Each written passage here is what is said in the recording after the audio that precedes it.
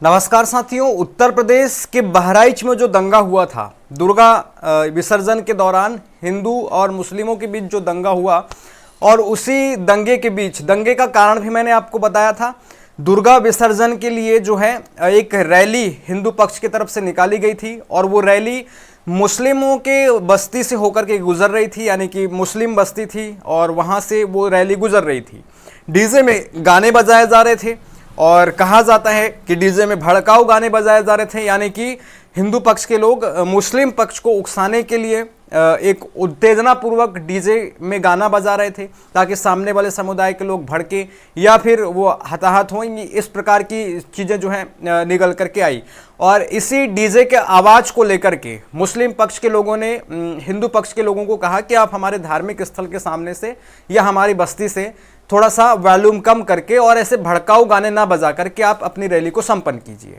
इसको लेकर के दोनों पक्ष में बहस हुई और फिर बहस के दौरान ही एक मुस्लिम के घर से जो है रैली पर पत्थरबाजी की गई और फिर इसके पश्चात वहाँ पर विवाद और दंगा शुरू हुआ। इसी बीच राम गोपाल मिश्रा नाम का लड़का एक मुस्लिम के घर में चढ़ करके वहाँ उनके हरे झंडे को उतार करके वहाँ भगवा झंडा फहरा देता है। उसके पश्चात उसे उसी घर में घसीट करके या फिर कहा जाता है कि उसको जो है गोली मार दी गई। दंगे में ही उसको गोली लग गई और दो जो लोगों ने गोली मारी थी, दो लड़कों ने, उन लड़कों का कल इनकाउंटर हुआ नेपाल भारत बॉर्डर पर, सीमा पर। कहा जाता है कि जो राम गोपाल मिश्रा को जो गोली मारने वाले दो लड़के हैं वो नेपाल भागने की फिराक में थी, जबकि सरकार उनको गिरफ्तार करने की फिराक में थी। तो वो नेपाल भागने वाले थे, नेपाल भाग रहे थे। तो फिर वहाँ पर पुलिस के साथ उनकी मुठभेड़ हो गई और मुठभेड़ में उनके तरफ से भी गोली चली और पुलिस वालों की तरफ से भी गोली चली और इस गोली चलने से उन दोनों को घायल होना पड़ा। उनके टांगों पर जो है पुलिस ने गोली चलाई, इनकाउंटर उनका हुआ। ये चीज़ें हमको देखने को मिली। अब मेरा यहाँ पर सवाल सरकार से है, सत्ता से है और मुस्लिमों से भी है और हिंदुओं से भी है। यहाँ पर मेरा ये उद्देश्य नहीं है कि मैं एक पक्ष की बातें रखूँ, हिंदुओं की बात करूँ या फिर मुस्लिमों की बात करूँ, ऐसा नहीं है। गलती दोनों तरफ से हुई है और गलती प्रशासन ने भी की है, सरकार ने भी की है और पुलिस ने भी की है। स्पष्ट रूप से आप देखते हैं कि अगर कोई जुलूस या धार्मिक रैली निकल रही होती है तो उसका परमिशन लेना होता है पुलिस वाले से और पुलिस वाले परमिशन देते हैं और उस रैली को शांतिपूर्वक रूप से आयोजित कराए, इसकी जिम्मेदारी सरकार की होती है, पुलिस प्रशासन की होती है। जब वो रैली वहाँ से निकल रही थी, हिंदू पक्ष की रैली थी, दुर्गा विसर्जन के लिए वो घाट की तरफ जा रहे थे महाराजगंज गांव से, तो जब वो रैली जा रही थी तो उस रैली को शांतिपूर्वक ले जाने का काम पुलिस का था। सबसे पहले पुलिस ने वहां पर अपनी नाकामी दिखाई। वहां पर पुलिस ने ना तो दोनों समुदाय से बातचीत की सौहार्दपूर्ण बनाए रखने की, यानी कि मुस्लिमों से भी बात नहीं की और हिंदुओं से भी बात नहीं की। और वो जब रैली जा रही थी और जब डीजे में भड़काऊ गाने बजाए जा रहे थे तो पुलिस सोई थी। पुलिस को कहना था कि इस प्रकार के भड़काऊ गाने ना बजाएं और पहली बात तो इस प्रकार के जो भड़काऊ गाने गाते हैं उन पर बैन लगना चाहिए। काहे हम अपने धार्मिक सौहार्द को बिगाड़ रहे हैं भाई। देश में धर्मनिरपेक्ष राष्ट्र है, सारे धारे संप्रदाय के लोग यहाँ पर रह रहे हैं, तो हम किसी के साथ मारपीट करके या फिर किसी को मार काट के भगा तो नहीं सकते हैं। अब रह रहे हैं तो रह रहे हैं, साथ में ही रहना है। तो उसको लेकर के जब भड़काऊ गाने बजाए जा रहे थे तो पुलिस पर उस पर ध्यान देना चाहिए था, उस पर रोक लगवाना चाहिए था।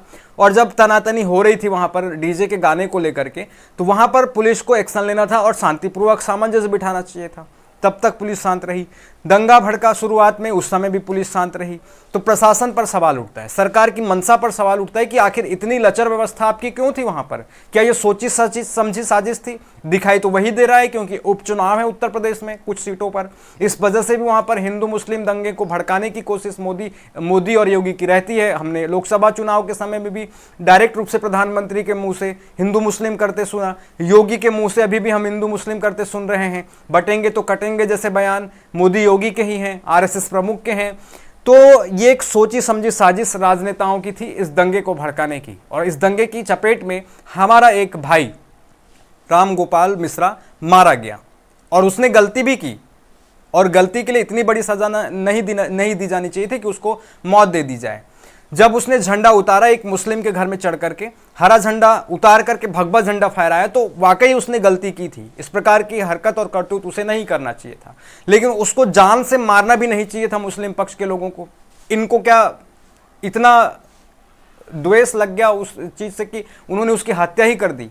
कानून का सहारा लेना चाहिए था, पुलिस के पास जाना चाहिए था कि उसने हमारे घर पर चढ़ करके झंडा उतारा है और उस पर लीगली एक्शन हो, ऐसी मांग शासन से, प्रशासन से करना चाहिए था मुस्लिम पक्ष के लोगों को। लेकिन उन्होंने उसको गोली मार दी, जान से मार दिया, उसके परिवार वालों को बेघर कर दिया। इस प्रकार की हरकत जो मुस्लिम पक्ष के तरफ से हुई वो भी गलत हुई, और उसने जो झंडा उतारा था वो भी गलत हुआ था। तब तक पुलिस प्रशासन सब सोती रही, और उसके मरने के बाद जो दंगा भड़का और उस दंगे में जो लोगों के घर चपेट में आए, कई लोगों के घरों को जला दिया गया, कई लोग बेघर हो गए जो जिसको इस दंगे से कोई मतलब भी नहीं था, इस दंगे में शामिल भी नहीं थे, उनके घरों तक को जला दिया गया।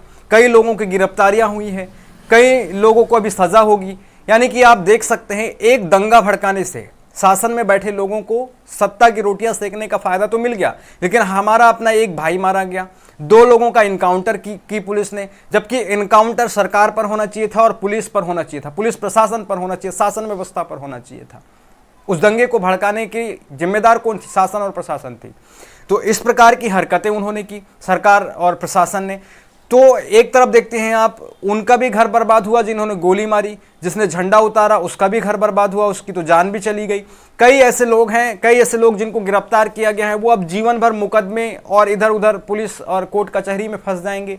यानी कि कितने लोगों के जीवन को बर्बाद किया इस दंगे ने, और कितने घरों को उजाड़ दिया, कितने घरों को जला दिया, और केवल मौज कर रहा है वहां पर योगी। इस दंगे को उठा करके अपनी सत्ता को, रोटी को सेकने के लिए उसने सोची समझी साजिश करवा करके, पुलिस प्रशासन की लचर व्यवस्था दिखा करके अपनी राजनीतिक रोटी सेकी है योगी ने, योगी सरकार ने। इसके लिए उनसे सवाल किया जाना चाहिए और इस दंगे का जिम्मेदार उन्हें ठहराया जाना चाहिए। और जो राम गोपाल मिश्रा को मारा गया है, तो उसकी मौत के जिम्मेदार भी शासन है, प्रशासन है। गोली चलाने वाले तो हैं ही, लेकिन उसके पीछे शासन प्रशासन भी जिम्मेदार है, मोदी योगी भी जिम्मेदार है। और ऐसी कौन सी करतूत उनमें ऐसी भरी जा रही है कि किसी के घर पर जाकर के झंडा उतार दो, भगवा झंडा फहरा दो। इन सब चीज़ों से क्या हमारा धर्म सुरक्षित होगा? और उन लोगों में ऐसी कौन सी धर्म को बचाने की और धर्म की भावनाएं होती है कि उन्होंने एक लड़के की जान तक ले ली गोली मार करके। और इन सब चीज़ों से जब मन नहीं भरा एक लड़के की जान जाने के बाद भी, तो उसको और हिंदू मुस्लिम का तूल देने के लिए हमारी गोदी मीडिया सामने आ गई। इन कुछ पत्रकारों का और कुछ अखबारों का नाम मैं लेना चाहता हूं।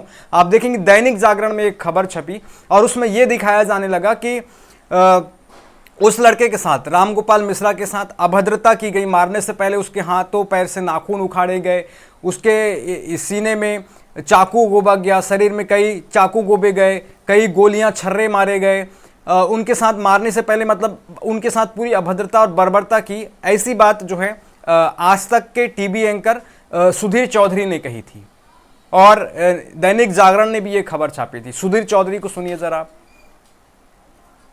आज हम आपको बहराइच में 22 साल के युवा रामगोपाल मिश्रा की निर्मम हत्या की पोस्टमार्टम रिपोर्ट दिखाएंगे, जिसे आप देखकर आज बिल्कुल हैरान हो जाएंगे। इस रिपोर्ट में यह पुष्टि हुई है कि इस लड़के की जान लेने से पहले हत्यारों ने उसे भयंकर यातनाएं देकर उसके पूरे शरीर को छील कर रख दिया था।